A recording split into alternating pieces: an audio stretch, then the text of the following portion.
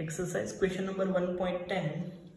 An electric dipole with dipole moment 4 into 10 raised to minus 9 coulomb meter is aligned at 30 degree with the direction of a uniform electric field of magnitude 5 into 10 raised to 4 newton coulomb inverse.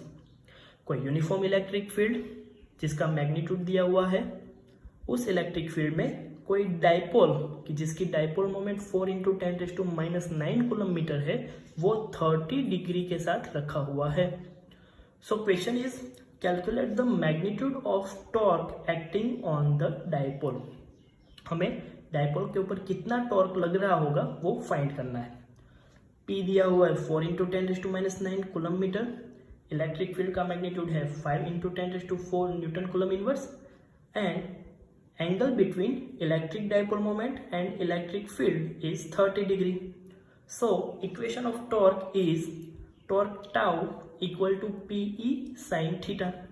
Value रखेंगे तो P equal to 4 into 10 raised to minus 9, E equal to 5 into 10 raised to 4 and sin 30. sin 30 की value होती है 1/2।